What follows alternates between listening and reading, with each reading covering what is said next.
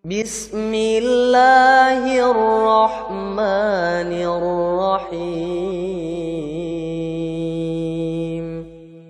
Dulu para imam kita sempat bingung. Imam-imam kita sempat bingung, Pak. Apa beda kolbu dengan ruh?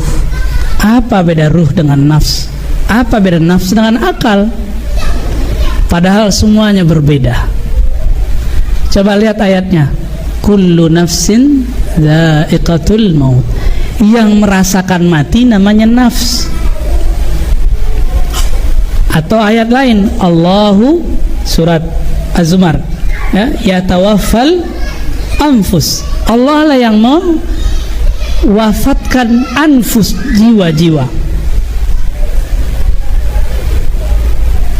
Apalagi? Ada lagi ayat fa'alhamaha fujuraha wa taqwaha. Macam-macam. Allah juga mengatakan afala ta'qilun, apakah kamu tidak berakal? Allah mengatakan yang lain lagi, idza dzukirallah wajilat qulubum, disebut nama Allah bergetar. Yang bergetar bukan akal, bukan nafs, tapi yang bergetar qalbu. Berarti ini beda sebenarnya. Terus Allah berfirman lagi lebih dari satu ayat, fa idza sawaituhu, apabila aku telah menyempurnakan tubuh manusia. Apalagi lafaznya, wa nafakhtu fihi min ruhi, maka aku tiupkan kepadanya sebagian dari hembusanku, rohku. Jangan salah paham. Ini banyak yang salah paham, ntar jadi Tuhan deh, ya. Ngaku dia ruhullah, kan gawat. Coba perhatikan, inni khaliqun basharan mintin. Lu maksudnya gitu, aku ciptakan manusia, tubuh fisiknya dari tin, tanah. Tapi hayat yang ada di dalam dirinya itu adalah hembusan dariku, bukan ciptaanku. Maka saya menyebut dengan istilah yang mungkin belum diistilahkan ulama sebelumnya. Tubuh ini makhluk, ruh itu manfukh. Gampang tuh? Itu paling aman. Kalau ahli kalam menyebutkan ruh itu makhluk, loh ayatnya nggak ngomong begitu. Ayatnya cuma ngomong nafakhtu. Kalau makhluk tin, tanah itu dicipta. Tapi kalau ruh dihembus, apa maksud dihembus? Itulah maksud dengan min amri Rabbi, itu urusan Allah, jangan kita cari-cari maknanya lagi. Udah biarin di situ aja dulu. Cuma nanti ada saatnya ilmu itu dibuka. Hembusan itu maksudnya apa? Ini contoh. Saya kalau menghembuskan sesuatu, diri saya pindah ke dalam nggak? Enggak. Terus kenapa orang ngomong di dalam diriku ada zat Allah? Tuh, hati-hati kan? Kenapa dia ngomong begitu? Berarti dia kegeeran. Itu namanya orang jatuh cinta, merasa orang lain jatuh cinta sama dia. Padahal orang itu gak jatuh cinta sama merasa dia diperhatikan Allah, padahal nggak begitu. Faham maksudnya? Ini cuma ilustrasi loh, Pak. Karena banyak di luar sana orang belajar ilmu hakikat, dia mengira dirinya itu, dalam dirinya itu adalah Allah. Enggak begitu. Itu sebenarnya dua thariqah. Kalau ingin mengenal Allah secara mudah, kenallah pertama khalqiyahmu. Itulah anasir yang 4, penciptaanmu.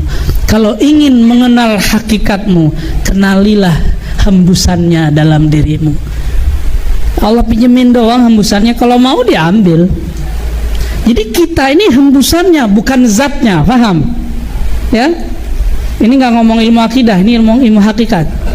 Ya, kalau akidah kan batasannya akal dan nakal, akal dan dalil nakli yang sharih. Ilmu hakikat batasannya tetap naklun, tapi dia tembus bukan di akal, tembus sampai kepada alam ruh. Maka akal tidak sanggup memikirkannya, dia hanya sanggup dirasa-rasa.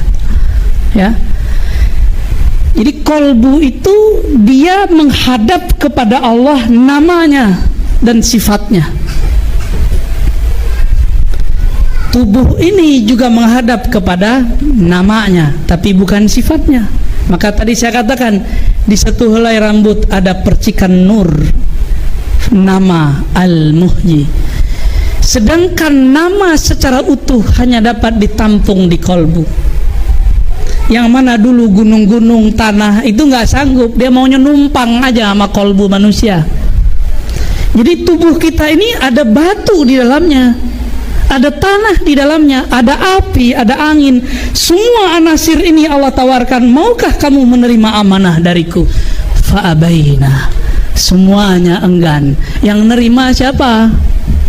Insan. Karena dalam diri insan itu ada hembusan darinya. Cuma kebanyakan manusia jahul. Apa arti jahul? Dia tidak tahu yang ngemban itu si hembusan ruh, bukan tubuh ini, bukan akal ini. Akal ini tidak sanggup mengemban itu semua. Maka kita harus mengenal arah ke sana. Inilah disebut ma'rifatullah, ma'rifat kepada Allah yang tertinggi. Jadi ma'rifat kepada Allah Pak Kiai ada 4. Pertama, ma'rifat nama, itu tubuh kita dan alam semesta. Yang kedua, ma'rifat af'al, mengenal perbuatan. Ini ilmunya Syekh Abdul Somad Palembani yang saya ulang, ya, di risalah tauhid beliau, risalah la ilaha illallah beliau, ya. Dulu S2 saya nukil teks beliau dan terjemahannya yang diajarkan oleh ulama Madinah zuriat Nabi As-Sayyid Muhammad ibn Abdul Karim As-Samman Al-Madani. Beliau punya thariqah namanya thariqah Al-Muhammadiyah, tapi karena namanya bernisbat ke Samman disebut Samaniyah. Yang ketiga disebut ma'rifatus sifat. Ma'rifatus sifat itu dari kolbu ke lub, kolbu, fuad, lub, itulah mi'rajnya kolbu. Jadi sebenarnya Nabi sama wali bedanya satu aja. Kalau Nabi ruhnya bermi'raj, tubuhnya pun dibawa sama sendal-sendalnya dibawa. Kalau wali bermi'raj dari alam zahir masuk ke alam dirinya yang paling batin, yang paling sir. Sampai ke sifat udah wali, Pak. Sehingga dia memandang segala sesuatu semuanya adalah percikan dari sifat-sifat Allah. Itulah puncak dari kitab Martabat 7, ya, At-Tufah Al-Mursalah. Apa kata beliau? Nggak ada di alam semesta ini sesuatu kecuali di situ ada percikan dari wujudnya. Karena kalau ada sesuatu bukan dari wujudnya, bukan dari kunnya, bukan dari hembusannya, berarti ada selain dia pencipta alam. Dan la wahdahu la syarikalah, tiada sekutu baginya. Wah, udah kemana-mana nih Pak. Aneh nahan-nahan di asma, antum bawa-bawa aja ke sana.